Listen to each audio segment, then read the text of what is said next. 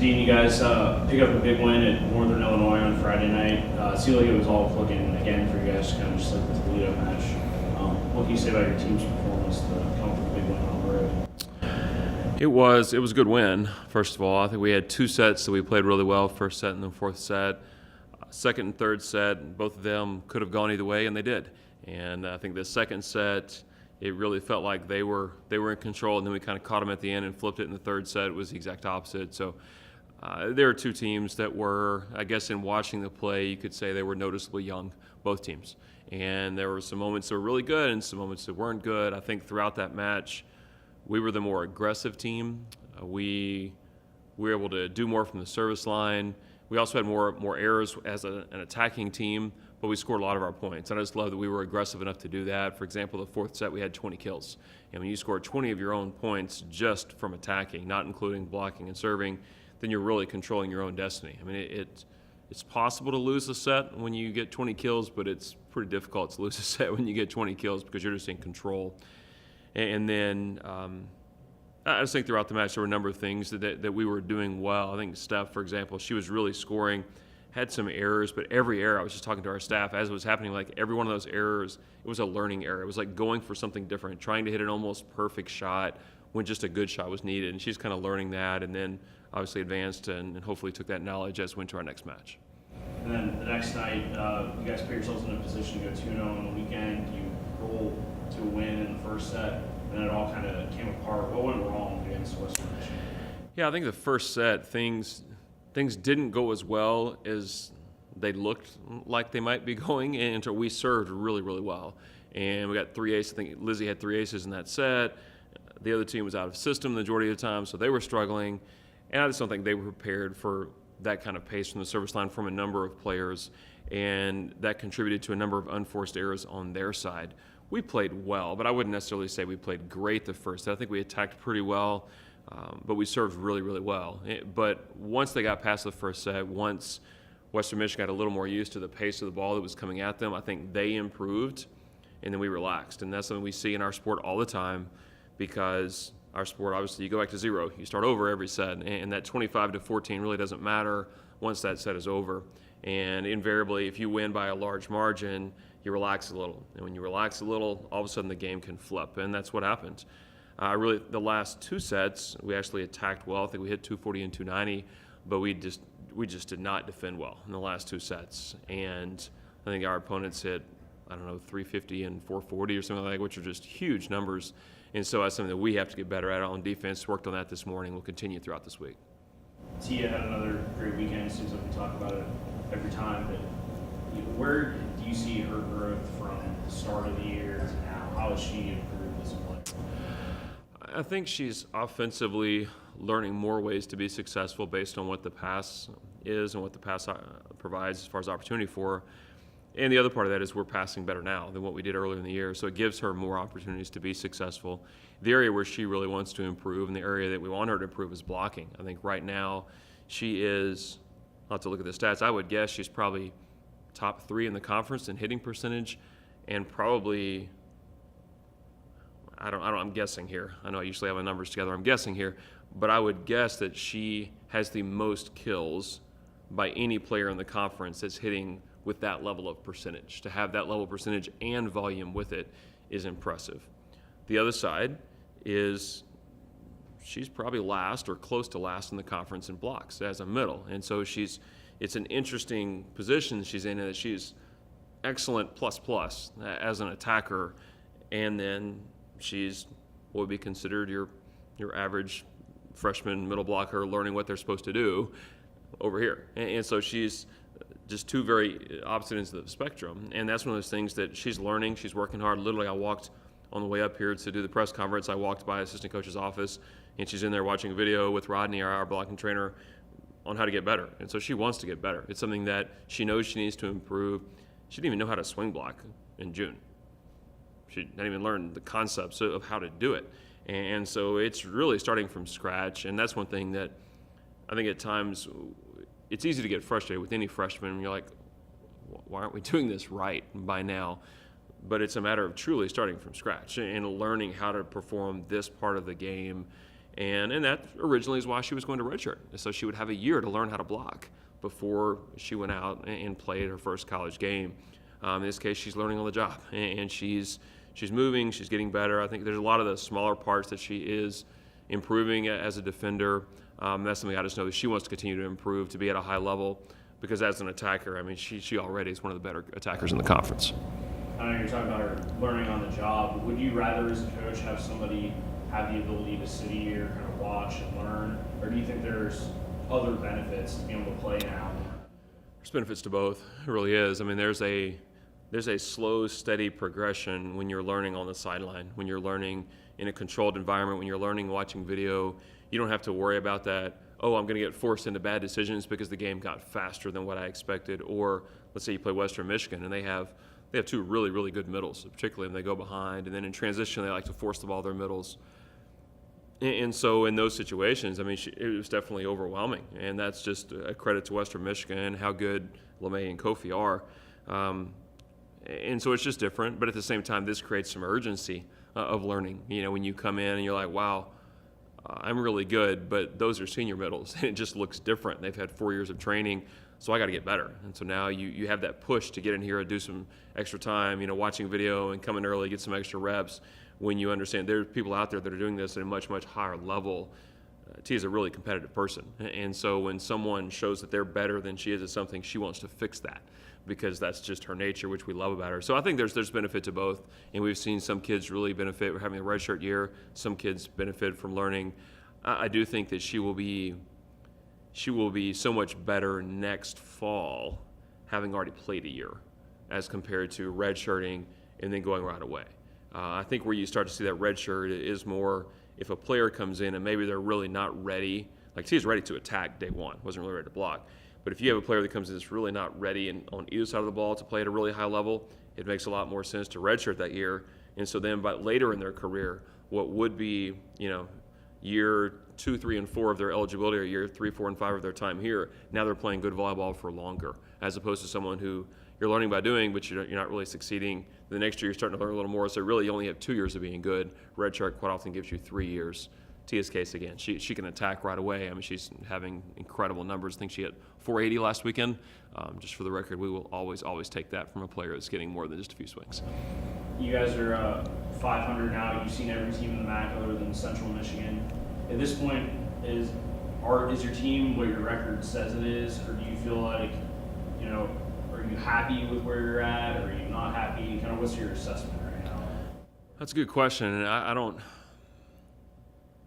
know that we stop long enough to think about, you know, are we happy or not. I think I tell our team, my job is to be perpetually dissatisfied. And so am I content? No, I'm never going to be content being 500. I'm also not going to be content having a year, 3 years ago? We're sitting 10-0 at this point. I wasn't content then either. And so I guess that makes me sound very greedy, but the reality is whether we're winning every match or winning every other match like we're doing now, there are things we have to improve. We need to be better next weekend than we are now. I think our team has shown the ability to compete with some of the better teams this year. You know, when you go out and you beat Miami, who's winning the East, you beat Ball State, who's picked to win the West, Western Michigan's ahead of them right now, you know, then you have some belief there. But at the same time, we've lost to a couple of teams that don't have as many wins in conference. And so it very much just shows where we are in our inexperience in terms of we can be really, really good and we can be really bad. And that can sometimes fluctuate very quickly. And so I think the thing that we're really seeking is just finding consistency, because we're 1-1 every weekend. We've done it 5 weekends in a row, which is kind of crazy. But that's something you can't go to the conference tournament and do that. You have to win 3 or 4 matches in a row, depending on what your seed is, or 2 matches in a row if you're in that position. And we haven't really shown that ability yet to string 3 or 4 matches together playing at a high level. So that's really our focus today and tomorrow, just this whole week, is can we be more consistent going forward? We have to find a way to win 2 in a weekend before we can go to the conference tournament and really believe that we can go and win 3. Because that's just, it's going to be a conference tournament. We need to first qualify for it, which we're not in yet. We're close to being in. I think 1 or 2 more wins, I think, could probably get you in. But I think we're going to be relying on a lot of youthful exuberance when we go, in that we have one player, and that's Stephanie, who's even played in a MAC tournament match, one, and she's not playing the same position that she was when she played in that tournament. And so there's a part of that's okay. You know, what you don't know what you don't know. Sometimes it's not a bad thing. Ignorance is bliss, whatever you want to call it. But I think we do need to have the consistency. So when we get there, we at least are used to playing multiple days of good volleyball together, so that then we have a chance to go beat some really, really good teams. You guys lost to Buffalo first time you played them. What have you guys learned from that match? And I don't know if you've watched the tape at all yet, but how have they changed maybe since that match, since the last time? They're a very physical team. They have an outside, a 6'4" outside that just hits a really, really heavy ball, really strong kid. Most athletic middle in the conference, and Cassie Shadows touching almost 11 feet. And just a number, I think if a setter is really good. They have just a number of players that I think they have a freshman outside on their team that she's young and she's lean and all that, but I think she's a kid that has just star written all over her as far as her potential as she develops into that. But I just think that they can hurt you at every position. I mean, you look across the roster, they're better in service than they were a year ago. I mean, all these things, they're just much improved in the things. I think particularly the ball control from some of the younger players is better now than what it was a month ago. For us, I do believe we're a better team than we were a month ago as well. We have obviously people playing different positions than what they were a month ago, because that's how we roll this year. And I think for us, it really will just come down to, can we defend at the level that we need to when they're attacking balls with pace from off the net that creates some maybe different angles than what we see all the time. Can we make those correct adjustments? Can our block be in the right place? Can our defense play around the block appropriately? Because when the ball is set further off the net, your angles change. Not as sharp of an angle. They're more kind of downhill towards the middle of the court. And so that's something we're going to have to work on this week and need to execute at a high level. Historically, you guys have had a lot of success against Akron. What's it going to take this weekend to have that same success? Akron is, it's a team they're really a team that's better than their record would indicate. They've gone 5 or played really, really close 4-set matches with a number of teams in conference and didn't quite get those wins, but that tells you just how close they are. And last time when we played them, they did not have their opposite. They have a lefty opposite, really physical kid, really long kid that I think is a good player. And so I think that will help them quite a bit. We'll need to play at a higher level this time when we played them than what we played last time, because I think they're an improved team. These teams have already seen you, but like you said, you have playing out position and everything. So does that kind of put you in an advantage where if they want to see the film of you guys, they have to watch more recent film rather than watch the film, what they can improve on this year? I do believe that it probably helped us originally, but I'm trying to think back now. We've played 1, 2, 3, 4. I think we've played 4 matches in a row now with the same lineup. Had to count it out, and that's the first time all year that we've done that. And so I think maybe it doesn't help us in the same way of scouting, whereas I think last weekend I think people came here and they were a little surprised, but we had flipped our left to our right and vice versa.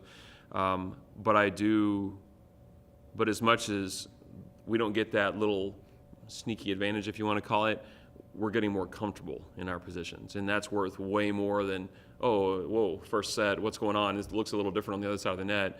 We're getting more comfortable in what we're doing. Steph particularly is getting more comfortable on the right, doing some nice things. Carly's getting more comfortable on the left. I mean, that switch is starting to be a very, very good thing for our team. So as much as we maybe give up something small, I think we gain something big. Well, that was just Carly was out. Carly wasn't cleared for however long. She had ankle injury and a concussion, and then re-injured the ankle, and so she was out for quite a while. Then we got her back for one weekend, but she could only play back row. And then once we got her back, she could play some front row. Her natural position is left, and Steph's, I don't even know what Steph's natural position is. She's a volleyball player, but she's been playing left because that's where we needed her. And they moved her back on the right, which is her more natural position if she were to be attacking and not setting. And it immediately was more comfortable for both of them. So for us, it was just a matter of we didn't have the option of Steph playing anywhere other than left because Carly wasn't back. Once Carly got back, Carly gave us something from the service eve as a 6 rotation player, and Steph gave us some physicality on the right, attacking and blocking, and so it really worked out for both of them. So when I talked to you last week, you had talked about how you guys needed to keep focused more to be more successful for each weekend. And then when I talked to the players, Sarah told me that they need to be more relaxed, and so it kind of seemed like it was the opposite. So how are you balancing that between like what the players think that needs to happen? Sure.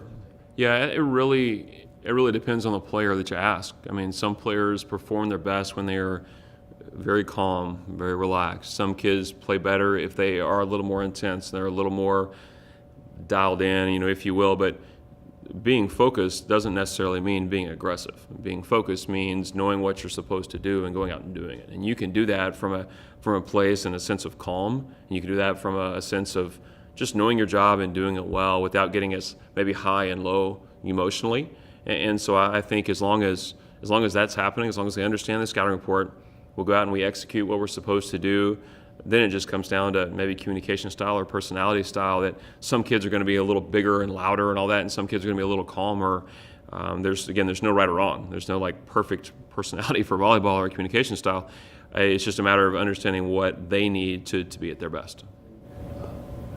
With the next couple weekends being so important for a position and everything, you guys are jockeying for just the next tournament bid. How do you keep the young, like with such a young team, focused, but at the same time not putting too much pressure on them? Okay, this is what we have to do.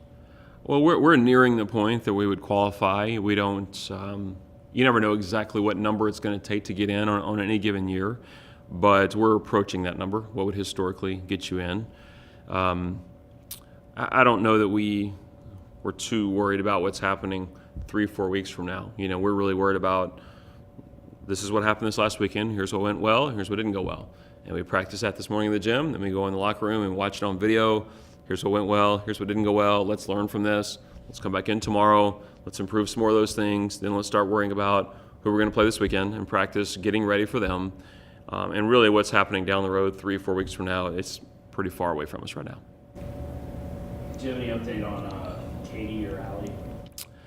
Allie is cleared, and Katie is not, and she continues to progress and go through rehab, and we hope to get her back soon.